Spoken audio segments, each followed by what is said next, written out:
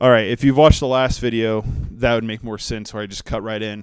So the last film we watched over the weekend, this is part 4, if in a way, of 3 parts of this weird movie review setup while I'm like organizing this room. Anyway, so we watched Ministry of Ungentlemanly Warfare, the new Guy Ritchie film, and this was awesome. So I'm a big Guy Ritchie fan. I like Guy Ritchie a lot. I really love when Guy Ritchie can just be Guy Ritchie and do Guy Ritchie things, and that's exactly what this movie is. It's Guy Ritchie being Guy Ritchie at the Guy Ritchiest. If you know what the film is about, it's apparently based on a true story that I know nothing about Churchill's secret platoon squad, if you will, that went in and stole a massive boat from the Nazis during World War II. And the film is like this group is like unsanctioned, and if they get caught by the British, they will go to jail. If they get caught by the enemies, and then they'll be tortured and killed, and that's kind of like the whole like setup basically. And within that, the film allows itself to let Guy Ritchie basically create a espionage World War II spaghetti western, if you will. The score to this film, I think, is absolutely phenomenal. It's very spaghetti western-y. That fits really well. It fits the tone perfectly. Guy Ritchie really can capture this essence of balancing between humor that I think the film does phenomenally. I think this is actually a really funny movie, and intensity during its action set pieces. Or it can do both at the same time. There's a scene where they raid a camp to free somebody.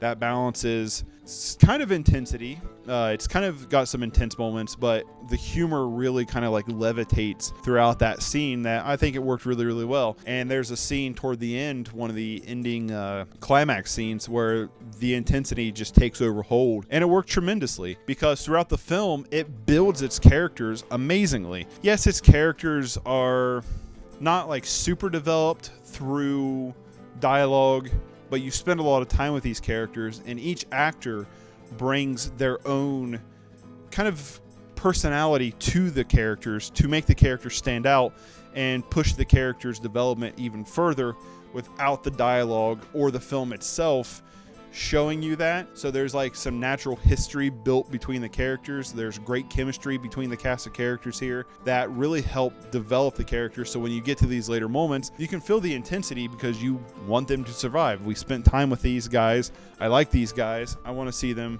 survive, and that's what a lot of films I feel like don't really achieve very well. This is exactly what I want from a blockbuster movie. When I think of a big production blockbuster popcorn movie, this is it. Guy Ritchie can add some really great like frantic energy into his action set pieces. That's here. I think the action here is handled all really well. This is a pretty modest budget for a film of this scope at about $60 million. Sounds like a ton of money because it is a ton of money. But when you look at something like some of the more recent MCU movies that are pressing $100 million over, like it's pretty impressive what he got away with $60 million. Yeah, there are some really noticeable CG moments, some really noticeable like land fill in, you know, that's kind of there. But I think for the most part, a lot of the film looks really good and feels pretty practical for a lot of it. So big props onto that. Like I said, I think the action's a ton of fun. I think the score is great, and this is a film that I think has just impeccable pacing. There's not an ounce of fat here. Every line of dialogue, every talking scene is to push the narrative forward, to develop the characters, to push the narrative forward. There's so much action here that's every action set piece feels unique to the other one, so it keeps this nice fluidity throughout its pacing and a lot of fun and energy throughout its pacing. But also, like, there's great, like, cat and mouse game here between setting up the major escapade, if you will, to where there's just characters just sitting at a table talking to each other, and the way they interact with each other and the way they feed their dialogue to each other is as energetic and as engaging as the big action set pieces. Like I said, there's not like an ounce of fat on this film. It just whizzes right on by. I talked about in Sasquatch Sunset how little theater turnout there was this weekend, and yeah, there was me and my wife and 3 other people in this theater. That was it.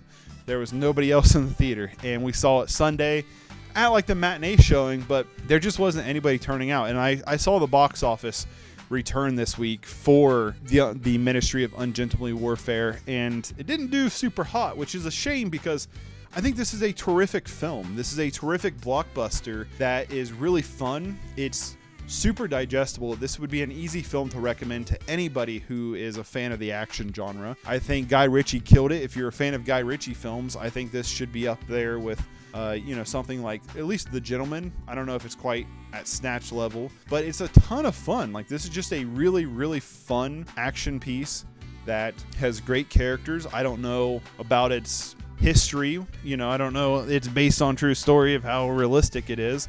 But if you just take it as face value as what the film is presenting, it's a really solid blockbuster film that I really hope more people would check out, because I think this is a people pleaser movie. It's not very challenging in digestibility, but it is expertly crafted in what it's doing and what it's presented, if that makes any sense. I'm giving this one an 8 out of 10. I loved it.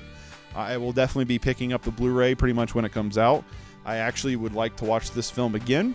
Probably won't check it out in theaters. If I had more time to go to the movies, I probably would, but I can only really go to the movies 2 days a week.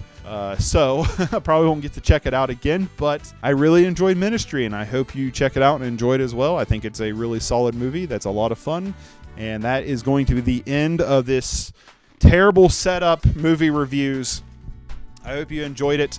If you want to support what I do, let me get into a good pose here, right?